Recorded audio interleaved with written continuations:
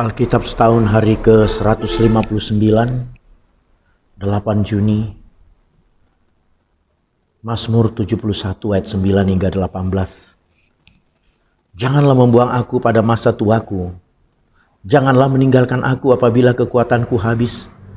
Sebab musuh-musuhku berkata-kata tentang aku, orang-orang yang mengincar nyawaku berunding bersama-sama, dan berkata, Allah telah meninggalkan dia, kejar dan tangkaplah dia, sebab tidak ada yang melepaskan dia. Ya Allah, janganlah jauh daripadaku, Allahku segeralah menolong aku.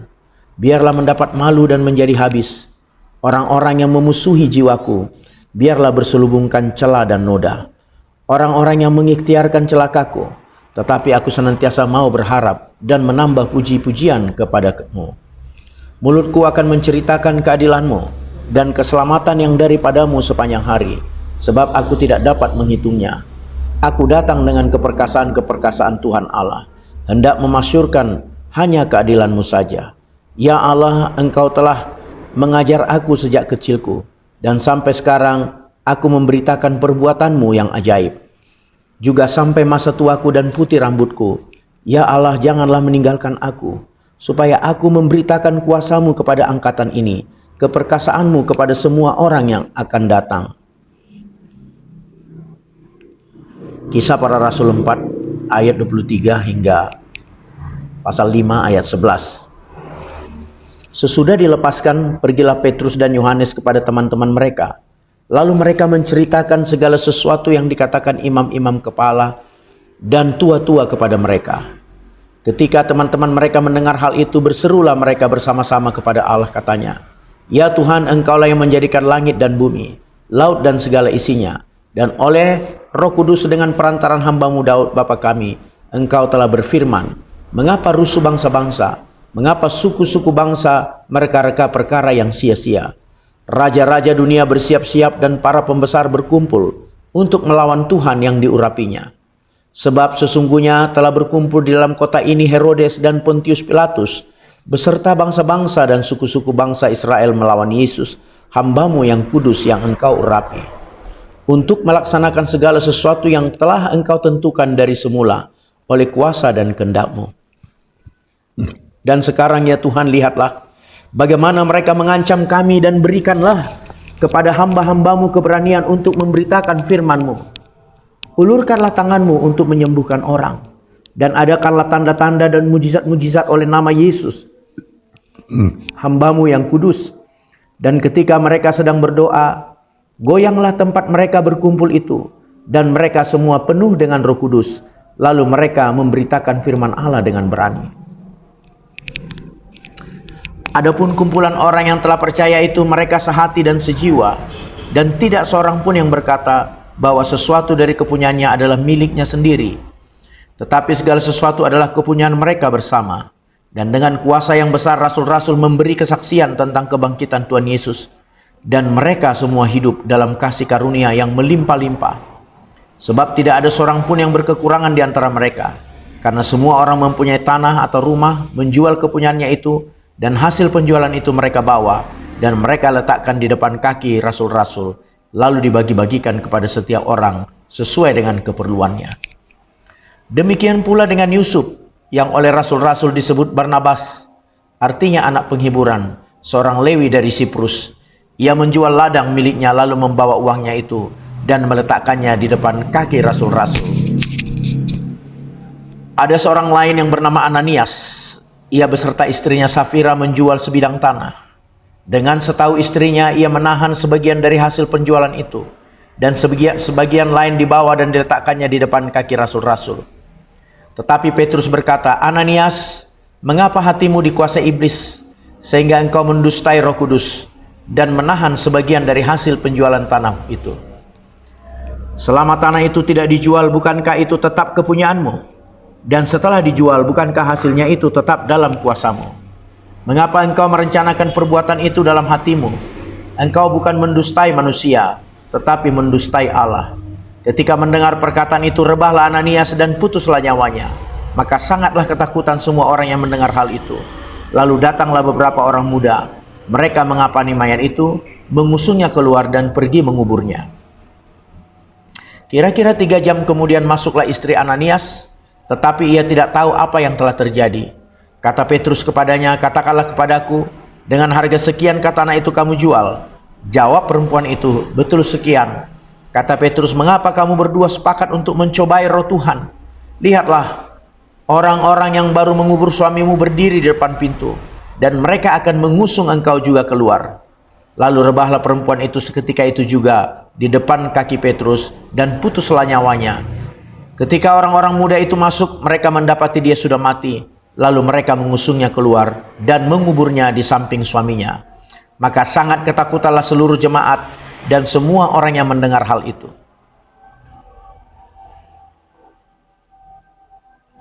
2 Samuel 13. Amnon dan Tamar. Sesudah itu terjadilah yang berikut. Absalom bin Daud mempunyai seorang adik perempuan yang cantik namanya Tamar. Dan Amnon bin Daud jatuh cinta kepadanya. Hati Amnon sangat tergoda sehingga ia jatuh sakit karena Tamar, saudaranya itu. Sebab anak perempuan itu masih perawan dan menurut anggapan Amnon mustahil untuk melakukan sesuatu terhadap dia. Amnon mempunyai seorang sahabat bernama Yonadab, anak Simea kakak Daud. Yonadab itu seorang yang sangat cerdik. Katanya kepada Amnon, hai anak raja, mengapa engkau demikian merana setiap pagi? Tidakkah lebih baik engkau memberitahukannya kepadaku? Kata Amnon kepadanya, aku cinta kepada Tamar, adik perempuan Absalom saudaraku itu. Lalu berkatalah Yonadab kepadanya, berbaringlah di tempat tidurmu dan berbuat pura-pura sakit. Apabila ayahmu datang menengok engkau, maka haruslah engkau berkata kepadanya, izinkanlah adikku Tamar datang memberi aku makan. Apabila ia menyediakan makanan di depan mataku, sehingga aku dapat melihatnya, maka aku akan memakannya dari tangannya. Sesudah itu berbaringlah Amnon dan berpura-pura sakit.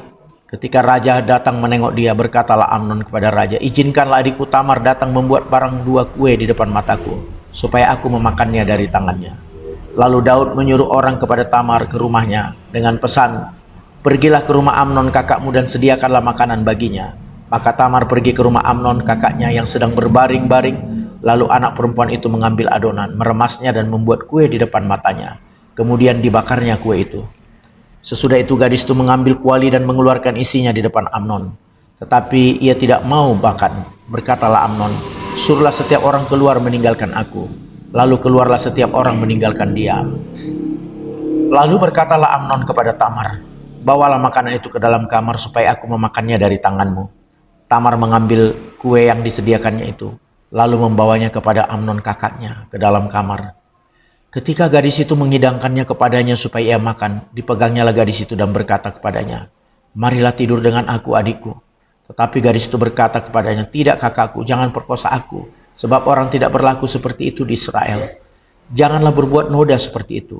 Dan aku kemanakah aku bawa kecemaranku, dan engkau akan dianggap sebagai orang yang bebal di Israel. Oleh sebab itu berbicara dengan raja, sebab ia tidak akan menolak memberikan aku kepadamu. Tetapi Amnon tidak mau mendengarkan perkataannya, dan sebab ia lebih kuat daripadanya, diperkosanyalah dia lalu tidur dengan dia. Kemudian timbullah kebencian yang sangat besar pada Amnon terhadap gadis itu. Bahkan lebih besar benci yang dirasanya kepada gadis itu daripada cinta yang dirasanya sebelumnya. Lalu Amnon berkata kepadanya, bangunlah, enyalah. Lalu berkatalah gadis itu kepadanya, tidak kakakku, sebab menyuruh aku pergi adalah lebih jahat daripada apa yang telah kau lakukan kepadaku tadi. Tetapi Amnon tidak mau mendengarkan dia. Dipanggilnyalah orang muda yang melayani dia, katanya, suruhlah perempuan itu pergi daripadaku dan kuncilah pintu di belakangnya. Gadis itu memakai baju kurung yang maha indah, sebab demikianlah putri-putri raja yang masih perawan berpakaian baju kurung panjang. Kemudian pelayan itu menyuruh dia keluar lalu mengunci pintu di belakangnya. Lalu Tamar menaruh abu di atas kepalanya, mengoyakkan baju kurung yang maha indah yang dipakainya, meletakkan tangannya di atas kepalanya, dan pergilah ia sambil meratap dengan nyaring. Bertanyalah Absalom, kakaknya kepadanya, apakah Amnon kakakmu itu bersetubuh dengan engkau? Maka sekarang adikku diamlah saja. Bukankah ia kakakmu? Janganlah begitu memikirkan perkara itu. Lalu Tamar tinggal di rumah Absalom kakaknya itu seorang diri. Ketika segala perkara itu dengar Raja Daud, sangat marahlah ia.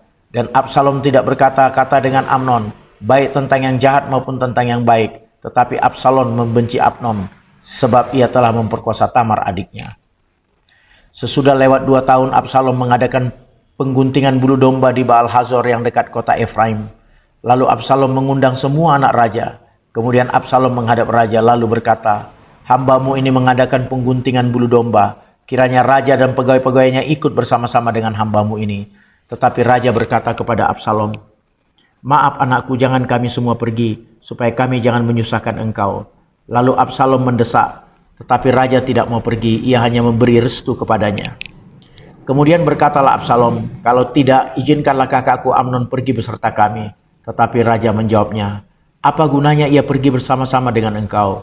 Tetapi ketika Absalom mendesak, diizinkannya lah Amnon dan semua anak raja pergi beserta dia. Lalu Absalom memerintahkan orang-orangnya demikian, "Perhatikan, apabila hati Amnon menjadi gembira karena anggur, dan aku berkata kepadamu, paranglah Amnon, maka haruslah kamu membunuh dia. Jangan takut, bukankah aku yang memerintahkan kepadamu? Kuatkanlah hatimu dan tunjukkanlah dirimu sebagai orang yang gagah perkasa." Orang-orang Absalom memperlakukan Amnon seperti yang diperintahkan Absalom. Lalu bangunlah semua anak raja itu, mereka menaiki bagalnya masing-masing dan melarikan diri. Mereka masih di tengah jalan ketika kabar sampai kepada Daud, demikian, Absalom telah membunuh semua anak raja. Tidak ada seorang pun dari mereka yang lolos. Lalu bangunlah raja, dikoyakkannya lah pakaiannya dan berbaring di lantai. Dan semua pegawainya yang hadir padanya mengoyakkan pakaian mereka. Maka berbicaralah Yonadab anak Simea kakak Daun, katanya, "Janganlah tuanku menyangka bahwa semua orang muda anak-anak raja itu telah dibunuh. Hanya Amnon yang mati, sebab hal itu telah terlihat pada air muka Absalom sejak Amnon memperkosa Tamar adiknya. Jadi janganlah tuanku raja menaruh pikiran dalam hatinya bahwa semua anak raja itu sudah mati, sebab hanya Amnon yang mati." Absalom melarikan diri. Ketika orang yang berjaga-jaga melayangkan pandangnya, maka terlihatlah olehnya sejumlah besar orang datang dari jurusan Horonaim sepanjang sisi pegunungan. Berkatalah Yonadab kepada raja, "Lihat, anak-anak raja datang, benar seperti kata hambamu ini." Baru saja ia habis berkata, datanglah anak-anak raja itu. Mereka menangis dengan suara nyaring. Juga raja dan semua pegawainya menangis dengan amat keras. Absalom telah melarikan diri dan telah pergi kepada Talmai bin Amihur, raja negeri Gesur. Dan Daud berduka cita berhari-hari lamanya karena anaknya itu. Absalom telah melarikan diri dan telah pergi ke Gesur. Ia tinggal di sana 3 tahun lamanya. Lalu raja tidak lagi marah terhadap Absalom, sebab kesedihan hatinya karena kematian Amnon telah surut. Amin.